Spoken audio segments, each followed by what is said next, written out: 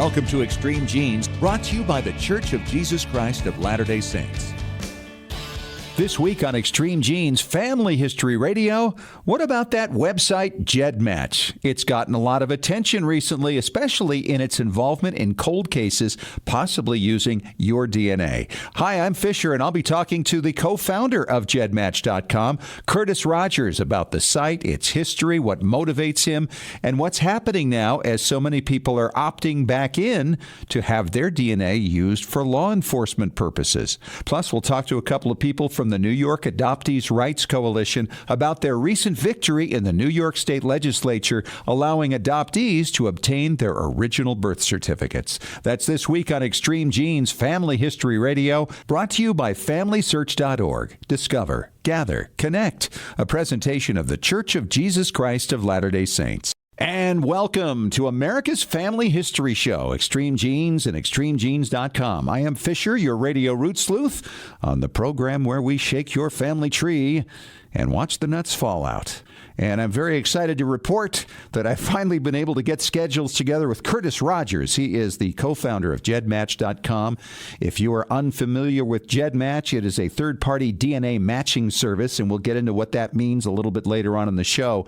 And it's free. And this is also the place that it's been largely responsible for the solving of over 50 cold cases around the country. And, of course, there's been some debate over them of late. And so Curtis has come on. We're going to talk about how GEDmatch started, what it does, where it's going, and what's happening with the new opt-ins for law enforcement. Do they have enough yet to help law enforcement continue their efforts to solve cold cases, and also how you can do that, how you can get that taken care of if you're a subscriber to the free site, GEDmatch.com. Then later in the show, I'll be excited to talk to Annette and Greg. They're with the New York Adoptee Rights Coalition. They had a huge victory in New York State that's going to allow adoptees from that state to finally access their original birth certificates. It's a big deal. We'll tell you more about that coming up later on in the show. Right now, it's time to head out to Boston and talk to David Allen Lambert. He is the chief genealogist of the New England Historic Genealogical Society and AmericanAncestors.org. Hello, David. Hello, sir. How are you today? You know, I am excited. We got a great show lined up here today, and not the least of which begins with this whole thing with New York adoptions that took place this last week. Big move in the state legislature there. In fact, the vote 145-6 goes to show you that adoptees will finally be able to get their birth record. Start applying in January 15th, 2020 to get their original unsealed birth record. Isn't that amazing? And as you know, David, I found a new second cousin back in February. Well, he's not that new. He's 65 years old. But we solved his birth family through DNA at that time. But now for him to be able to see the actual record of his birth and confirm what we already know from DNA, that's going to mean the world to him. I'm sure for many, many other adoptees that are out there. This is one of only a few states that actually has this available in the country. Yeah, there's only 10 of them now. Well, I'll tell you, the genealogical news is always exciting when we're talking about DNA. And there's a great article in The Guardian called What Does It Mean to Be Genetically Jewish? And you can find that linked on Extreme Genes on our news. And basically, if you've ever come across a percentage of Ashkenazi Jewish in your DNA, this is now being looked at by rabbis over in Israel to determine how Jewish you actually are to be married within the faith. Yeah, isn't that something? And I know there are a lot of people of Jewish background, say, in Eastern Europe and Germany, that want nothing to do with DNA because they obviously fear that something could come up again sometime in the future and that would be used against them. And now here they are in Israel using this technique to prove the Jewishness of people so that they can be married within the faith. I mean, it's causing quite a controversy, and you can read the story in its entirety on ExtremeGenes.com. On a sadder note, but kind of a happy ending, two genealogists started looking into separate paths of their family tree. Hiram, who is a descendant of an African-American gal that was in the Parchman Penitentiary for a domestic issue back in the 1920s, and the other person is the grandnephew of the warden in Mississippi. They have a connection. Unfortunately, it's by a sexual assault by the warden on this young lady that was in the prison. And so they found out they're related, and as a result of this DNA match, they determined that this one man's great uncle was the warden and is Hiram's grandfather. That's true. In fact, she was very pregnant by the time that she got out of prison and had the baby soon after. But the two of them, now they're very good friends. And family. And obviously related. Yeah, exactly. 90 years ago, a crime. 90 years later, a friendship and a new family found. So DNA is quite an amazing tool in genealogy. The stories never end, do they? They really don't. Well, that's about all I have from Beantown for you this week, Fish. All right, David, thank you so much. Talk to you again next week. And I am so excited to have the co-founder of GEDmatch on the line with me today, Curtis Rogers. We've been trying to match schedules now for weeks. And Curtis, welcome to Extreme Genes. Thank you. I'm pleased to be here. Boy, you have been the talk of the business here for the last year plus. And I think a year and a half ago, only the geniest of genies really knew much about GEDmatch because it's such a unique tool. It's a third-party tool for people doing DNA matches. I want to get a little of your background and what made you think of doing this site, and what's your motivation? Well, the motivation is strictly to provide tools to fellow genealogists to help them in their exploration of their family trees. I started GEDmatch in 2010, about 9 years ago, coming up on 10 years. And the purpose of it then was to compare family trees by using a computer. This is when autosomal DNA first came in. And when that happened, people were suddenly discovering that they had relatives that were living, as opposed to looking at Y DNA or mitochondrial DNA, where any matches could be well before paper trail distance. Suddenly, they knew they had relatives that were living, and they wanted to compare family trees. And I had a person that I had been working with on another website that was technically very capable, and I asked him, could he come up with a program in which people could compare family trees using a computer? Compare the names, compare the places where they live, compare the times that they lived in those places, and match family trees that way and save all these hours of emails. Well, he came up with a program that was so good, I said, this is just too good for my other little website that I had. It was a surname project for the Rogers. And I said, we better start a whole new website for this and share it with a lot more people than my little site that I had then. Wow. So that was the beginning of GEDmatch. And so from there, it evolved into a DNA comparison site. And when did that take place then? Was that right at the beginning there at 2010? That was probably about a year later. It became obvious that that would be a big step forward for us. But anyway, we're called GEDmatch because we're comparing GEDcoms with our family trees. I'd wondered about that. You've kind of outlived the name, haven't you, really? We really have, except the name is so accepted that I'd hate to change it now. Sure, I think you're absolutely right about that. So you didn't write the algorithms. You're just a passionate genie. I know that you're based in Florida. In fact, in my wife's hometown there in Lake Worth, which is a great little town. How much time do you personally devote to this all the time? I know you don't make any money off of this thing. It's just a service that you've done for all of us, and I know that I speak for millions of genealogists that we're so appreciative of what you've done because there have been so many things that have been discovered as a result of your project. Yeah, you're absolutely right. This is a free site, and we want to keep it that way as much as possible. We do have some tremendous expenses.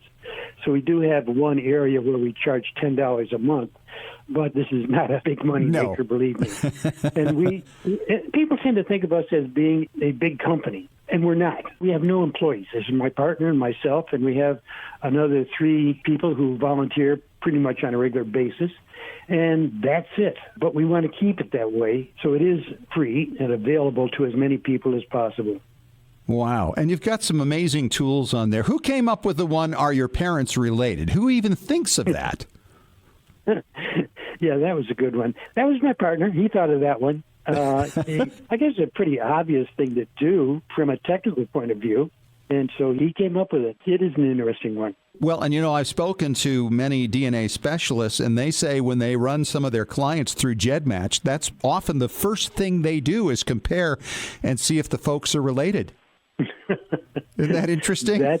That is interesting. Yeah, I suppose that could come up with some really interesting results. Yes, absolutely. So now let's fast forward. We've gone through the history. You started out trying to compare trees, and then it became comparing DNA and these really nifty little features that people had never seen before, and it's all free. And now, in early 2018, suddenly GEDmatch splashes across the world because there are people using your site in order to do genetic genealogy to solve cold cases. And the Golden State Killer case comes along. And what was your reaction to it when that case was solved as a result of your site? I was surprised. I was confused. I was really concerned as to how this might affect the genealogy community, and especially the genetic genealogy community. And it took me about 2 weeks of not sleeping and trying to wrap my head around just what was happening, how this case was solved, how we were involved, how the total genetic community, genealogy community is involved. And I eventually came up with a realization that there wasn't a whole lot we could do about it. The genie was out of the bottle. Mm-hmm. Yeah. And therefore, the one thing we could do is to be as open and honest and aggressive in telling our users that this is something that was happening. Law enforcement was using this site. And so we embarked on a campaign to make sure that they were informed as well as possible. Mm-hmm. Well, and I would imagine, and I've thought about this a lot, trying to put myself in your shoes with where this goes. Like you say, the genie was out of the bottle. I love that genie thing there. And suddenly you're trying to figure out something. It moved so quickly that you really have to take a breath and, to a certain extent, take a step back, because there are people who are reacting in fear, and there are people who are reacting with joy because they can help law enforcement solve crimes like this. And so many have been solved since the Golden State Killer case 14, 15 months ago at this point. And I can only imagine that as things they started to spin out of control because you just couldn't stay ahead of it the entire time, yes? Yeah. What I tried to do is keep in mind that we are a genealogical website. Mm-hmm. And everything that we did really should be filtered through that. Does it help the genealogical community? And so I've tried to use that filter to make the best decisions possible. Mm-hmm. Yeah, there is no written guidelines that I could follow. No, nobody's ever been where you've been with something like that, right? That's true. And you've got the question then, okay, as we go about this, what are we going to limit the use of our site to? And initially you decided it was going to be sexual assaults and cold case murders, which I think is a pretty safe threshold that an awful lot of people agreed with there. And did you consider other levels of crime at that time? That was the level that was suggested by our attorney at the time. And it sounded reasonable. I agree with you. But then there was a case in Utah, which was almost that, but just not exactly that. And we realized that we needed to expand that definition. Mm-hmm. Yeah, and then that's obviously where all the trouble started within the last month or so. And what a story that's been. And we'll get into that a little bit in the next segment. But I just wanted to kind of get the background, because the last year, I would assume that everything within your company has evolved almost as much in the last year as it did in all the years before it. Yes? Well, not in terms of necessarily increase in kits. They have always increased at a pretty steady rate. Mm-hmm. And that's continued, pretty much the same rate, surprisingly. What are you at right now? How many kits are in GEDmatch? Right now, we're essentially at 1,250,000.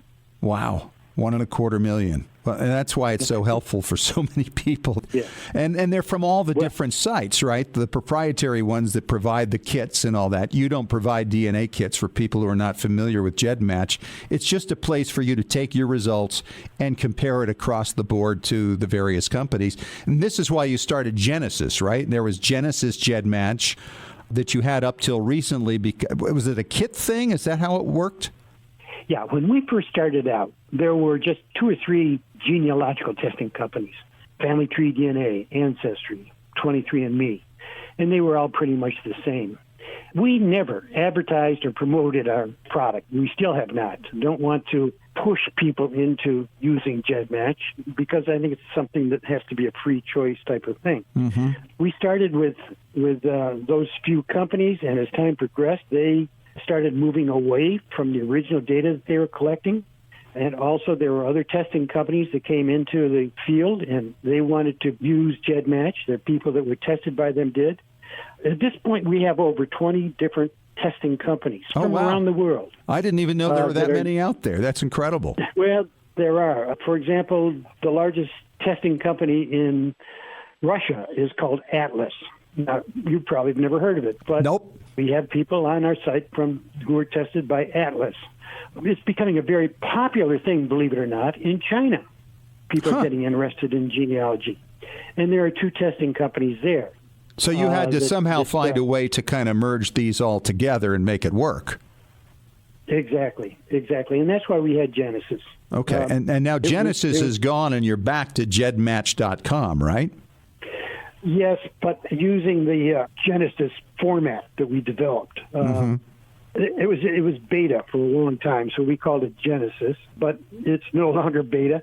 It's proven itself, and it's where we have now moved all of our information into that, what was formerly called Genesis, and we've now gone back to the name GEDmatch. We've talked a lot about the background of the company. Do I even call it a company, Curtis? You don't make any money. Well, yeah, that's true. It is incorporated. In that sense, you can call it a company, but it's really just a few of us volunteers who are here trying to produce information and tools that can be used by other fellow genealogy researchers. Well, I know you've done some great stuff for all of us. But the last few months, though, you've really gotten a lot of attention. Let's see, I saw you on 60 Minutes, touring your little house there in Florida where you house all this stuff. And there have been articles and podcasts and blogs in the New York Times, and quite a debate about the slippery slope, potentially, that is genetic genealogy. And I can only imagine that this has been a rather stressful period for you and those that you're involved with, trying to figure out the right thing to do. You mentioned earlier about the Utah case. And just to review for people who aren't familiar with it, this is the case that really caused the problems here for Curtis and GEDmatch. And in that case, there was a woman who was practicing an organ in her church on a Saturday night, preparing to do her performance during Sunday services. Somebody broke into the church, broke a window, left some blood there, went in and strangled this woman to unconsciousness several times. It was really more like an attempted murder than it was an assault. And somehow she survived it, and this person broke off the attack and left. And for months, they had no idea where to look for this individual. They then sought out to do genetic genealogy using Parabon Nanolabs and GEDmatch. So this is the point now where you get the call from the detective in Centerville, Utah, Curtis, and he explains these details of the case to you. And you have to make a decision because you had your terms of service that you had set that involved only cold case murders and sexual assaults. This didn't really fit into that, and now you had to make a choice, and you chose to allow them to go ahead and test through GEDmatch and Parabon. Talk about your thinking at that time and how you felt about it and how you feel about it now. It was perhaps the wrong decision that was made for the right reasons. When this happened, and I spoke to the detective, and he explained what had happened, this came as close to a murder as possible. Attempted murder, yeah. This woman was left unconscious, and presumably that she was dead in the eyes of the attacker. Anyway, my background is psychology. I have a master's degree in psychology. And immediately when I hear this case, when I was talking to the detective, I was thinking in terms of a psychopath. Mm-hmm. And there was no motive. This woman was 71 years old, a church organist, not someone who was a personal enemy. There was no sexual attack apparently involved. It was apparently done just for the thrill of doing it. And that to me is a psychopath. Now, in talking to the detective, I did not mention the word psychopath. Neither one of us did. But he was saying that he felt that there could be another person harmed very easily. Yeah, that he could strike again, absolutely, at any time. And it was that fear that maybe that could happen again that led me to say, yeah, let's get this guy now And knowing now what I do know after this perpetrator was arrested, I think it was the right decision. From everything I hear, it reinforces what I was thinking at that time. Mm-hmm. So I think it was the right thing to do. I know that the court case has certainly begun for this guy. By the way, for people who don't know, he is 17 years old. He's a high school student, and they were able to match his DNA to the crime scene by taking a cup that he drank in the school cafeteria and doing a comparison to that. And then, of course, they did a swab once they did the arrest, and it all matched up. So that's where it stands right now. And, of course, as we all know, everybody's presumed innocent until proven guilty. But nonetheless, it is great to know that this guy is in custody. And, Curtis, as you look back on it now, you obviously said it was the wrong choice, but for the right reason. Is there any other way you could have done it other than the way you did by saying, hey, we're going to make an exception to our terms of service? The only other way is to say, no, you cannot use our website. This guy would still be out there. It's just yes or no. Yep. And I'm certain there are people who live in that area who are very grateful this guy is off the streets. Yeah, and the way you described this that happened, that he was found, is the way we work. And I think it's important that people understand the way genetic genealogy works. We do not, in genetic genealogy, find suspects. We do not find the person who did it. What we find are a person of interest. Mm-hmm. Typically, in a cold case, what happens is they don't have a person of interest. They have maybe some evidence from the crime scene, but they have no person that they can put that against. And so the case goes cold. In the case of the Golden State Killer, there was no relationship between he and his victims. He chose them randomly. Mm-hmm. So you had no person. Yeah, they'd never been looking at that guy. Same thing here. We supply a person of interest. Now, as you described in this Utah case, once we provided, we being genetic genealogy, provided a person of interest, then police have to start their investigation from there to prove that, yes, this person that they were given is or is not the suspect, the person who actually did it.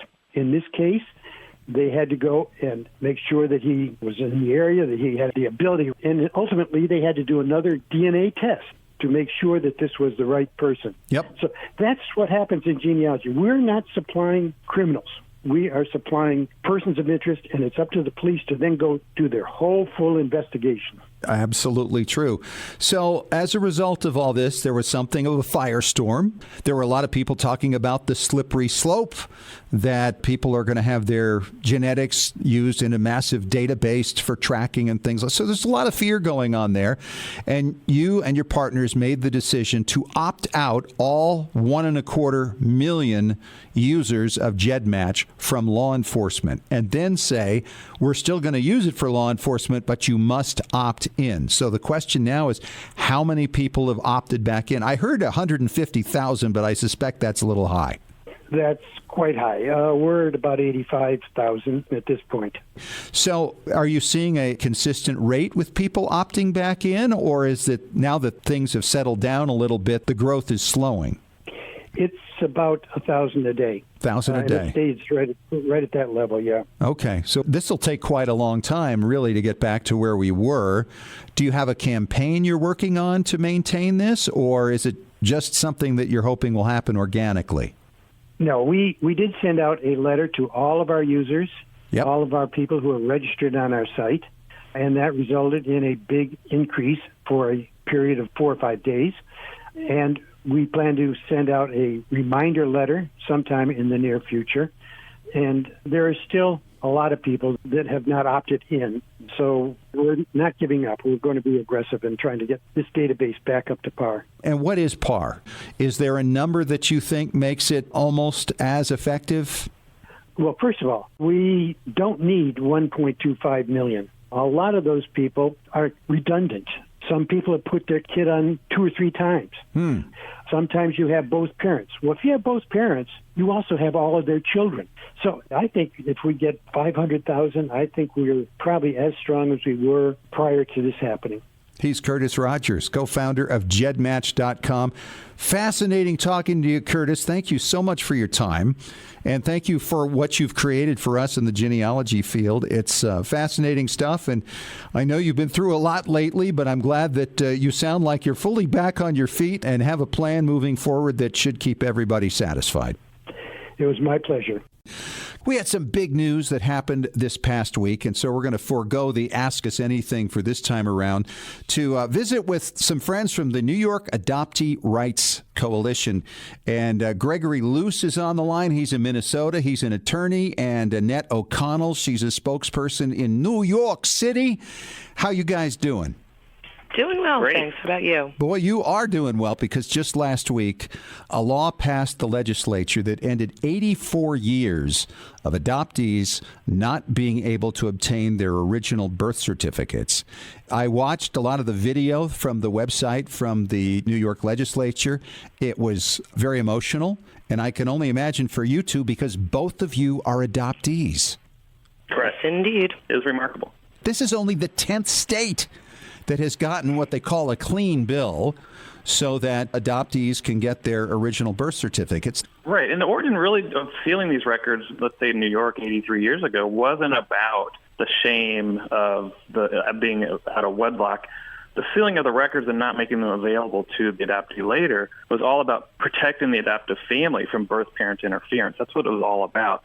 It grew over time that opponents to opening the records would say, well, no, we need this privacy issue of these shameful women who had births back in the 50s and 60s. And you would get a few women who would express that sentiment, but it was the vast majority did not, and they were shamed into submission, essentially. Well, back in February, I got a DNA match just the day before I was heading off on a vacation to Mexico. And because I keep track of descendants of my more recent ancestors, first grade, second grade, sometimes even third grades, I couldn't find where this guy came in, because the shared matches told me he was my dad's mother's parents' great-grandson. I said, "Who are you?" Right. I said, I don't know who you are. And he wrote back and said, "I don't know. I was adopted. Can you help me?" And it's like, right. I got to pack. But there was no way I was going to leave this guy sitting for 10 days because, I know how to do these things. So we got talking that very day. He shared with me his DNA information. We figured out immediately who his birth mother likely was. He said, "I've also got a couple of first cousins on here." And I looked at that and I said, No. Those aren't first cousins. Those are half-sisters. And we were immediately able to identify his birth father. And we had pictures of both parents, grandparents, great-grandparents, but naturally, he wants to see his original certificate to validate what we did with the DNA, and now he's going to get the chance to do that. And you sort of outlined what's happened over time, too, as this law was still in place, and you have DNA now, you have social media, and this information, as you probably know, was shared much more widely through DNA registries and names of people and talking to third cousins or first cousins and half-sisters just to identify who the parents were, as opposed to the sort of easy thing and more discreet thing is to apply for and get your original birth certificate. Yeah, and that's now going to happen in New York. Yeah, that's right. It'll be the most discreet thing you can do, right? I'd never thought of it that way. Exactly. But I'm hoping, because New York affects so many people are adopted out of New York, that we're going to see what happens going forward, that this will open the floodgates elsewhere. And I'm sure you're going to have your work cut out for you, Greg. Yeah, it's already starting. I mean, we started in Texas last year, although it's been going on in Texas for quite some time. And we start to prioritize what other states look like they may be able to go in the next few years. I mean, there are some states that have a sort of a mix of laws that make it impossible to get a bill that would have unrestricted access because they've already by intent, no doubt. By intent, I'm sure. And Annette, now that New York has kind of fallen here, I'm thinking there are 40 other states that don't have clean bills that allow adoptees to obtain their original birth certificates. What's next, and how can people go to town trying to figure out how they can make these laws change? Yeah, that's what we're thinking, too. The rest of the 40 states should fall as well. But people need to be careful not to kind of go rogue and just do things on their own. It really needs to be an organized group of people. We found in New York that having a true coalition that consists of various organizations is what really helped to get things done, and that it's adoptee-led, where the adoptee voices are really coming out. So if anyone, in their states wants to get something going, then I would recommend that they contact us directly at coalition@nyadopteerights.org, or even contact Greg directly at info@adopteerightslaw.com. And then we can work on forming coalitions in other states. And I think I speak for both Greg and myself when I say that, we're more than willing to be involved in helping to form those coalitions and to tell people what we found worked here in New York. Yeah, what's the message that works? That makes perfect sense. People would say, well, with DNA now solving all these adoptee cases, you would think that would bring about changes in the laws, because they would say, well, it doesn't matter anymore. It's archaic and it doesn't. But they didn't take that position in New York for some time, did they? No, it was a double-edged sword, because a lot of times the response was, well, if you can do DNA, go ahead and have at it, because then you don't need your birth certificate. We can hold on to it.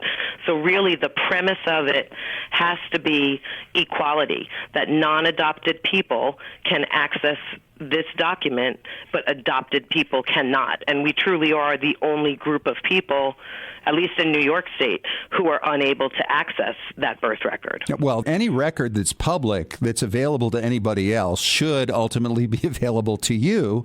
Obviously, this can cause some disturbances in some families at some point or another, but really, is it the government's place to say you shouldn't reunite? Because there are plenty of birth mothers who are very anxious to meet the children they gave birth to. Right. The majority of birth mothers actually are in support of this. And really, a secret by its very definition is a thing. So people cannot be secrets. And once someone else knows of your secret, then your secret is no longer a secret.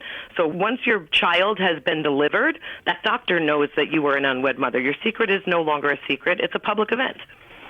Yeah, that makes a lot of sense, too. So when you go and you approach, say, a legislator in one of the various states that don't have open birth certificates available to adoptees, that would seem to be the initial conversation, right?